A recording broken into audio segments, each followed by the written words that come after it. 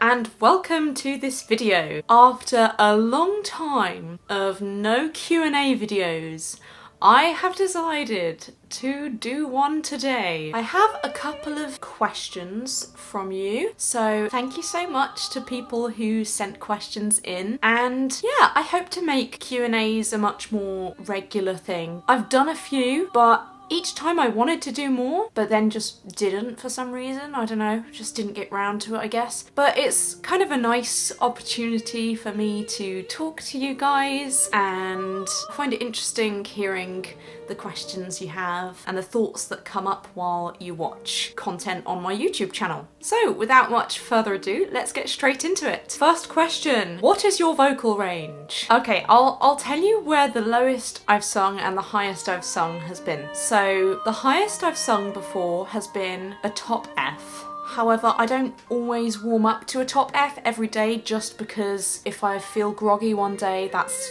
really not wise. Yeah, I haven't performed a top F before, and I think it will be quite a while before I actually do perform a top F, but is there.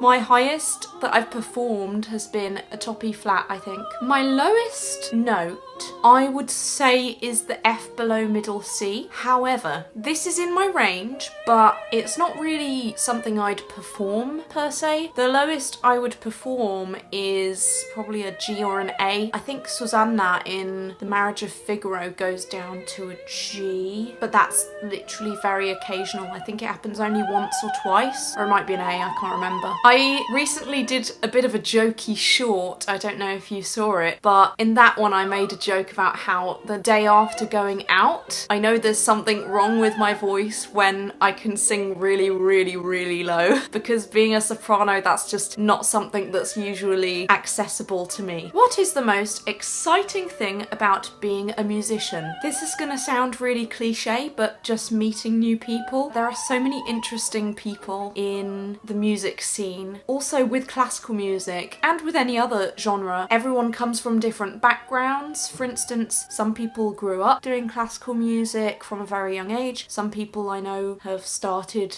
as rock musicians and then gone into classical. I started in folk growing up and found my way into classical very, very late when I was in secondary school. So I did not grow up with the privilege of knowing how to read music. It took some work. But yeah, it's just interesting to meet different people. And I think maybe this is particularly a thing with operas, but because you're going from project to project, you just meet so many new people all the time, and you get so close to people in a way that, you know, you wouldn't at a normal job. How do you manage to keep so busy as a singer? Okay, so this is something that recently I've been trying to calm down. I have been in a habit of just committing to loads of projects and not really recognizing that we all need a break, even if you absolutely love what you do. I mean, apart from recently, where I've actually been quite strict with myself and not been actively applying to projects, I usually am applying to things and keeping an eye out all the time. Also, as you do more projects, you know, you get to know people and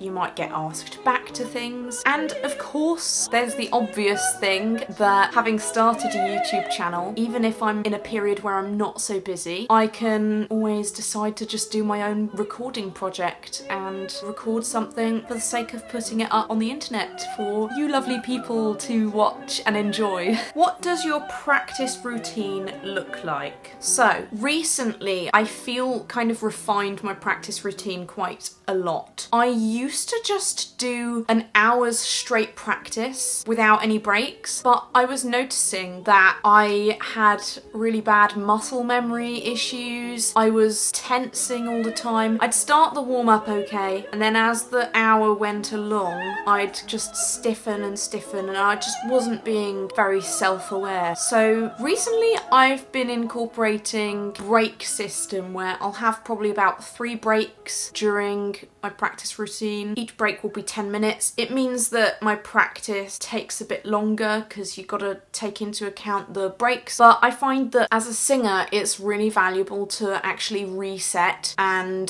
those 10 minutes help me recognise if I've gotten into any bad habits. So yes, it is a break, but sometimes I'll just do some Alexander technique, doing stretches or what have you, and while doing that, think about how I feel, if there are any muscles tensing, if there's any breathing issues. Then by the time those 10 minutes are up, I get back and my voice has rested, and also I'm mentally preparing some new, more positive habits. How do you sing even on days when your voice might not be as 100%? I mean, there's one thing where, you know, you could take more breaks. Also, I will warm up, but as I said, sometimes I don't go to the full range of my voice, because if you're just tired that day, there's no point in pushing your voice up to the heights of a top F as if you're about to do the Queen of the Night when, you know, you're just practicing some leader or something. Which takes me to my other point, practicing lighter repertoire that's a bit easier, doing more mental practice, silent practice. So just looking through the score, thinking,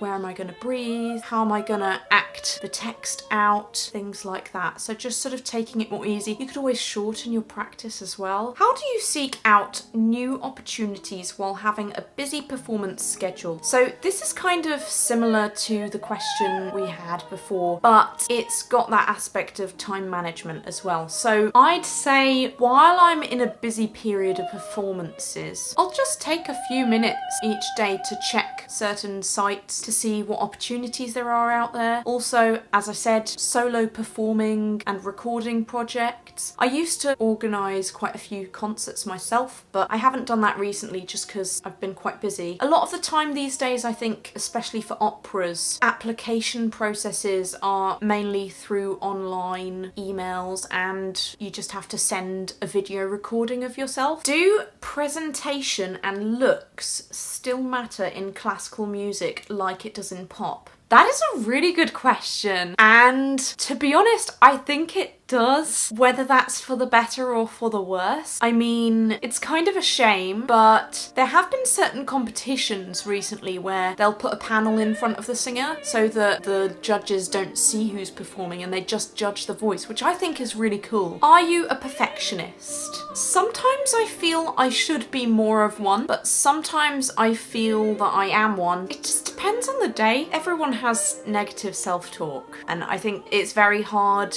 not to do that when you're playing an instrument as personal as the voice, because unlike a violin, you know, if you're out of tune on a violin, you just tune the violin, whereas even being out of tune on the voice, it's a personal thing, and, you know, getting feedback and constructive criticism, it's very hard not to take it personally sometimes. The best and worst thing about constantly changing between projects. Quite honestly, I think the best and the worst thing are the same things, in a way. I mentioned earlier, it's so fun meeting new people all the time in classical projects. But the thing is, you meet these people and then you go straight to another project, and one moment you're really close to people and then, you know, you might not hear from them for ages. And that's fine, but it is kind of sad because you build a connection and then you just have to hop to the next thing to keep yourself really busy. But I don't know if I would call that a worst thing, actually. I think there's something quite beautiful about always connecting with new people and changing projects all the time. Is classical music as snobby as people say it is? I think it's a very big misconception to call a whole genre of art or music snobby. There are so many people within each genre. You can't characterize a whole thing that involves thousands and, you know, millions of people and say it's snobby. I like your shorts. Will you sing pop too? Thank you! I really like making them too. They're really fun. Pop. So basically, I actually really like singing pop. I have a whole feel-good playlist that sometimes on a day off, I'll just play it and I'll go around the house just singing pop music, belting that chest voice, which I can't belt that high, but I still enjoy it. I don't think I'll be doing, at least not very many pop uploads, because I created this channel and I started really working hard on this channel in order to build a classical portfolio online, as well as connecting with other classical music lovers. So while I really enjoy listening to pop and singing pop in my own time, it won't be a dominant thing in this channel. I like hearing your videos. How long have you been singing classically? How long does it take? So I actually mentioned briefly earlier, I started classical singing really late. I actually started in year 9. I must have been 14 or 15 maybe. And that's when I started doing my grades in singing. I would say in terms of how long it takes, it just really varies for each person. I don't feel I've gotten to where I want to be yet, but I'm really enjoying the process. It's taken me under a decade to get to what my voice is now, classically. I have been singing a lot longer than that. I've been singing since I was 5 or 6, can't remember. But that was a completely different genre of music. It was Ukrainian folk music and pop and rock when I was in secondary school. So yeah, it really depends how much practice you do, how often you practice, what kind of voice you have, if your voice is going through any changes. Do you believe in daily practice without fail to reach perfection?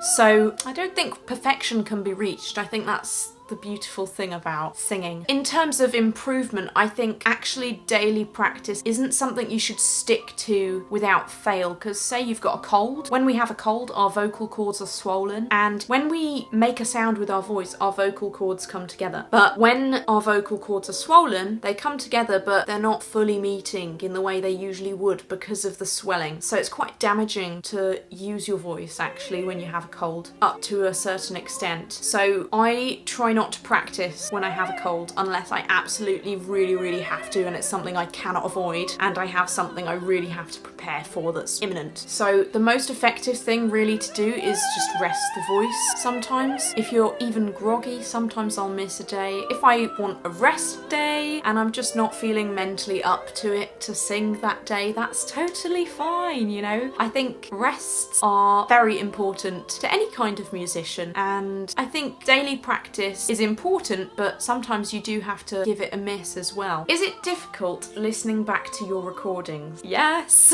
I really struggle hearing myself, and it's kind of what I said before actually. It depends on the day. Sometimes I think, wow, I achieved this thing, that's great. And sometimes I'm really nitpicky and I think, oh my gosh, I need to improve so much in so many ways. There's so much to do.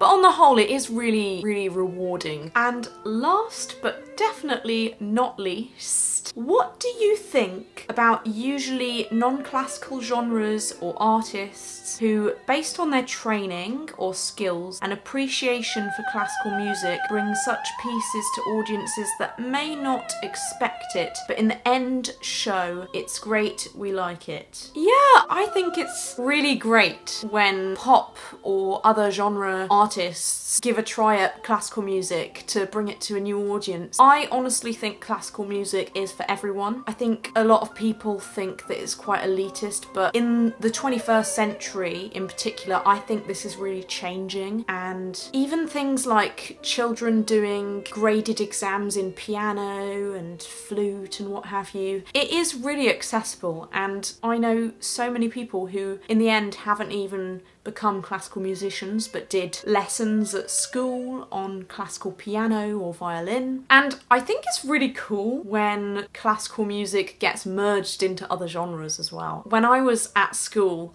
my favourite band was Muse, who are a progressive rock band, and Matthew Bellamy is an absolutely amazing guitarist and songwriter. Halfway through a song, they'd just add in a piece by Chopin and they'd just play like a prelude and then somehow link it back into the chorus of the song and return with the rock theme again. And this was one of the things that actually made me really keen on classical music. So I can kind of relate to audiences who don't usually hear it and then get into it because of that, because in a way I had that experience a bit too, alongside having my singing lessons and through them being introduced to opera at the same time. I think that's a really cool question. Thank you so much for sending that one. I never really even thought about it but it's interesting to think that I did kind of have that introduction to classical music as well. So, oh my gosh, I really enjoyed making this video. Thank you so much for all your questions. And if you enjoyed this video and want me to do another Q&A, please already just chuck the questions at me, whether it's on YouTube, Instagram, or my Facebook page. If you want to support me, do subscribe and like